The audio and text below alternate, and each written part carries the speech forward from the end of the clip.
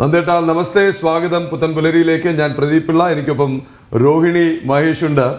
വളരെ രസകരമായ ഒരു സംഗതി, ഷിക്കാഗോ പ്രസംഗത്തിൻ്റെ വാർഷികം നമുക്ക് സമുചിതമായി ആഘോഷിക്കാനും ഒപ്പം അതിഥിയായി നന്ദേട്ടനെ ക്ഷണിച്ചപ്പോൾ ശ്രദ്ധിക്കാതെ പോയതൊന്ന് ഇന്നിപ്പോൾ ഫിലഡൽഫിയയിൽ നടന്നുകൊണ്ടിരിക്കുകയാണ്. നേരിട്ടുള്ള പോരാട്ടത്തിൽ ഡൊണാൾഡ് ട്രംപും കമല ഹാരിസും പരസ്പരം ആരോപണ ശരങ്ങൾ ചൊരിയുകയാണ്.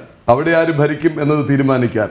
നൂറ്റാണ്ടിന് മുമ്പ് അവിടെ ചെന്ന് സനാതന ധർമ്മത്തിൻ്റെ മൂല്യം വിളിച്ചോതിയ sisters and brothers of America എന്ന ഒറ്റ വിളിയിലൂടെ അമേരിക്കയെ മുഴുവൻ ഒരുതരം മാസ്മരിക ലോകത്ത് അദ്ദേഹത്തിലേക്ക് ഇങ്ങനെ ആവാഹിച്ചെടുത്ത അദ്ദേഹത്തിൻ്റെ വാക്കുകൾക്ക് അന്നത്തെ പോലെ ഇന്നും പ്രസക്തി അങ്ങനെ തന്നെ നിലനിൽക്കുകയല്ലേ?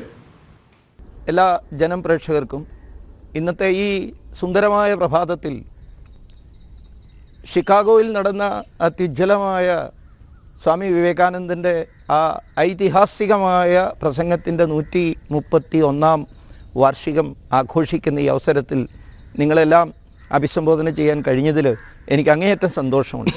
തീർച്ചയായിട്ടും ഓരോ ദിവസം ചെല്ലുന്തോറും സ്വാമിജിയുടെ ആ വാക്കുകൾക്ക്, ആശയങ്ങൾക്ക് പ്രസക്തി വർദ്ധിച്ചുകൊണ്ടേയിരിക്കുകയാണ്.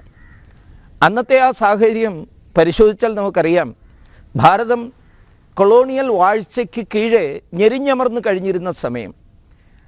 സ്വാഭാവികമായിട്ടും ലോകമെമ്പാടുമുള്ള പാശ്ചാത്യ ചിന്തകന്മാർ, പാശ്ചാത്യ ഭരണാധികാരികൾ, അവിടുത്തെ ബുദ്ധിജീവികളൊക്കെ ഭാരതത്തെ വളരെ ഒരു പിന്നോക്ക പ്രദേശമായി, ബ്രിട്ടീഷ് കോളനിയിലെ ഏറ്റവും പിന്നോക്ക ദേശമായി കണ്ടിരുന്ന ഒരു സാഹചര്യം.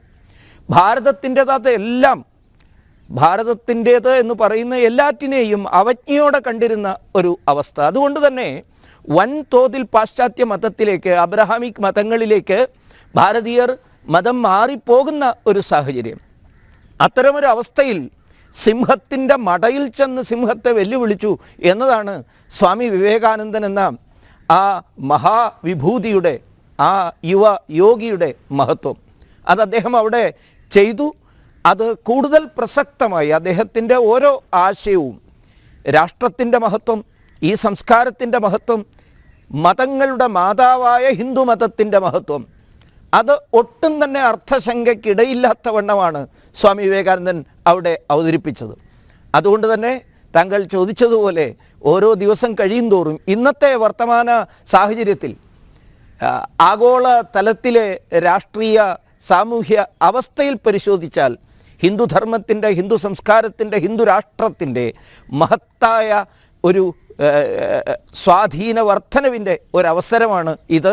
പ്രസക്തി വർദ്ധിച്ചുകൊണ്ടേയിരിക്കുകയാണ് എന്ന് തന്നെയാണ് വസ്തുത.